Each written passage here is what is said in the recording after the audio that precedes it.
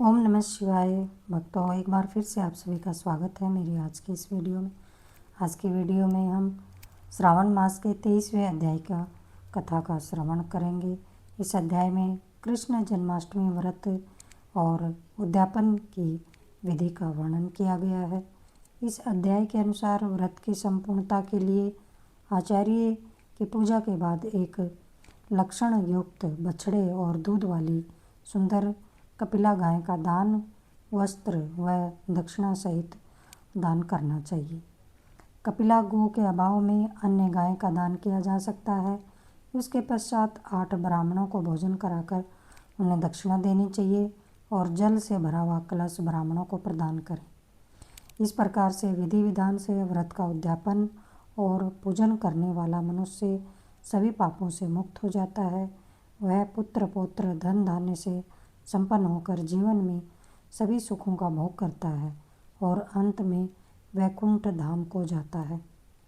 चलिए आज की कथा का श्रवण करते हैं। भोले बाबा और माता पार्वती के चरणों में कोटि कोटि प्रणाम। गुरुजनों और संत जनों के चरणों में भी कोटि कोटि प्रणाम करते हुए आज की कथा का प्रारंभ करते हैं। आज की कथा में ईश्वर बोले, हे सनत कुमार, श्रावण मास के कृष्ण पक्ष की अष्टमी को वृष के चंद्रमा में अर्धरात्रि में इस प्रकार के शुभ योग में देवकी ने वसुदेव से श्री कृष्ण को जन्म दिया। भारत के पश्चिमी प्रदेशों में युगादि तिथि के अनुसार मास का नामकरण होता है। अतः श्रावण कृष्ण अष्टमी को भाद्रपद अष्टमी समझना चाहिए। सूर्य के सिंह राशि में प्रवेश करने पर इस श्रेष्ठ महोत्सव को करना चाहिए। सप्तमी के दिन अल्प आहार करें। इस दिन दंत धावन करके उपवास के नियम का पालन करें और जितेंद्रिय होकर रात में शयन करें। जो मनुष्य केवल उपवास के द्वारा कृष्ण जन्माष्टमी का दिन व्यतीत करता है वह 7 जन्मों में किए गए पापों से मुक्त हो जाता है, इसमें संदेह नहीं है। पापों से मुक्त होकर गुणों के साथ जो वास होता है उसी को सभी भोगों से रहित उपवास जानना चाहिए। अष्टमी के दिन नदी आदि के निर्मल जल में तिलों से स्नान करके किसी उत्तम स्थान में देवकी का सुंदर सूतिका गृह बनाना चाहिए, जो अनेक वर्ण के वस्त्रों, कलशों, फलों, पुष्पों तथा दीपों से सुशोभित हो और चंदन तथा अगरू से सुवासित हो। उसमें हरिवंश पुराण के अनुसार गोकुल लीला की रचना करें और उसे बाजों की ध्वनियों या नृत्य गीत आदि मंगलों से सदा युक्त रखें। उस ग्रह के मध्य में षष्ठी देवी की प्रतिमा सहित सुवर्ण, चांदी, ताम्र, पीतल, मिट्टी, काष्ठ अथवा मणि की अनेक रंगों से लिखी हुई श्री कृष्ण की प्रतिमा स्थापित करें। वहाँ 8 शैल्य वाले पलंग के ऊपर सभी शुभ लक्षणों से संपन्न प्रसूता अवस्था वाली देवी की मूर्ति रखकर उन सब को एक मंच पर स्थापित करें और उस पर्यंक में स्तनपान करते हुए सुप्त बाल रूप श्री कृष्ण को भी स्थापित करें और उस सूतिका गृह में एक स्थान पर कन्या को जन्म दी हुई यशोदा को भी कृष्ण के समीप रखें। साथ ही साथ हाथ जोड़े हुए देवताओं, यक्षों, विद्याधरों तथा अन्य देवयोनियों को भी लिखें और वहीं पर खड्ग तथा ढाल धारण करके खड़े हुए वासुदेव को भी लिखें।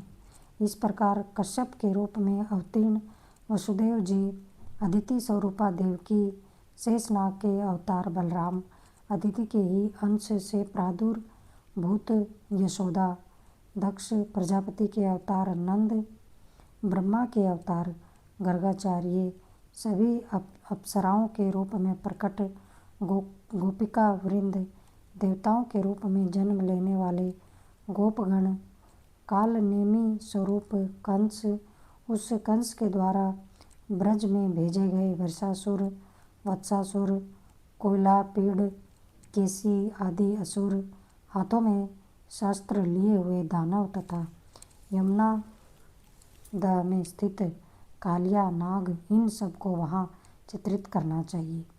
इस प्रकार पहले इन्हें बनाकर श्री कृष्ण ने जो कुछ भी लीलाएं की हैं उन्हें भी अंकित करके भक्तिपरायण होकर प्रयत्नपूर्वक 16 उपचारों से देवकी इस मंत्र के द्वारा उनकी पूजा करनी चाहिए। वेणु तथा वीणा की ध्वनि के द्वारा गान करते हुए प्रधान किन्नरों से निरंतर जिनकी स्तुति की जाती है, हाथों में भृंगारी, दर्पण, दुर्वा, दधी कलश लिए हुए किन्नर जिनकी सेवा कर रहे हैं, जो सैया के ऊपर सुंदर आसन पर भली भांति विराजमान है, जो अत्यंत प्रसन्न मुख मंडल वाली है तथा पुत्र से शोभायमान है, वे देवताओं की माता तथा विजय सुता देवी देवकी अपने पति वासुदेव सहित सुशोभित हो रही हैं। उसके बाद विधि जानने वाले मनुष्य को चाहिए कि आदि में प्रणव तथा अंत में नमः से युक्त करके अलग अलग सभी के नामों का उच्चारण करके सभी पापों से मुक्ति के लिए देवकी, वासुदेव, बलदेव, नंद तथा यशोदा की पृथक पृथक पूजा करनी चाहिए। उसके बाद चंद्रमा के उदय होने पर श्रीहरि का स्मरण करते हुए चंद्रमा को अर्घ प्रदान करें। इस प्रकार कहना चाहिए, हे क्षीर सागर से प्रादुर्भूत, हे अत्रि गोत्र में उत्पन्न, आपको नमस्कार है। हे रोहिणी कांत, मेरे इस अर्घ को आप स्वीकार कीजिए। देवकी के साथ वासुदेव, नंद के साथ यशोदा, रोहिणी के साथ चंद्रमा और श्री कृष्ण के साथ बलराम की विधिवत पूजा करके मनुष्य कौन सी परम दुर्लभ वस्तु को नहीं प्राप्त कर सकता है। कृष्ण अष्टमी का व्रत 1 करोड़ एकादशी व्रत के समान होता है। इस प्रकार से उस रात पूजन करके प्रातः नवमी तिथि को भगवती का जन्म उत्सव वैसे ही मनाना चाहिए जैसे श्री कृष्ण का हुआ था। उसके बाद भक्तिपूर्वक ब्राह्मणों को भोजन कराना चाहिए और उन्हें जो जो अभीष्ट हो, गो, धन आदि प्रदान करना चाहिए। उस समय यह कहना चाहिए, श्री कृष्ण मेरे ऊपर प्रसन्न हो, गो तथा ब्राह्मण का हित करने वाले आप वासुदेव को नमस्कार है, शांति हो, कल्याण हो, ऐसा कहकर उनका विसर्जन कर देना चाहिए। उसके बाद मौन होकर बंधु बांधवों के साथ भोजन करना चाहिए। इस प्रकार जो प्रत्येक वर्ष विधान पूर्वक कृष्ण तथा भगवती का जन्म महोत्सव मनाता है, वह यथायुक्त फल प्राप्त करता है। उसे पुत्र, संतान, आरोग्य तथा अतुल्य सौभाग्य प्राप्त होता है। वह इस लोक में धार्मिक बुद्धि वाला होकर मृत्यु के बाद वैकुंठ लोक को जाता है। हे सनत कुमार, अब इसके उद्यापन का वर्णन करूँगा।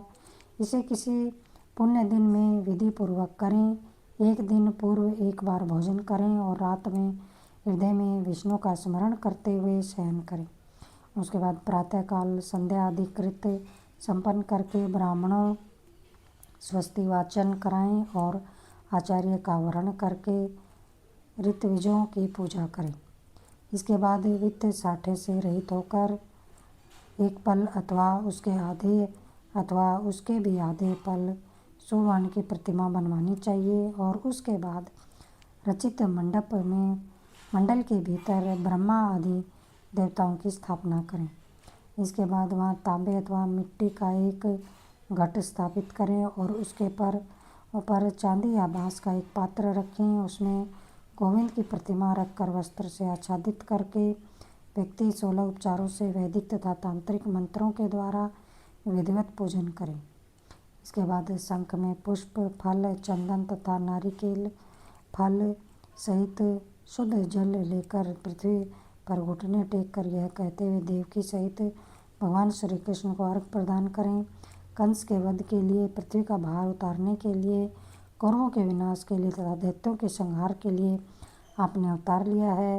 हे हरे, मेरे द्वारा प्रदत्त इस अर्घ को आप देवकी सहित ग्रहण करें।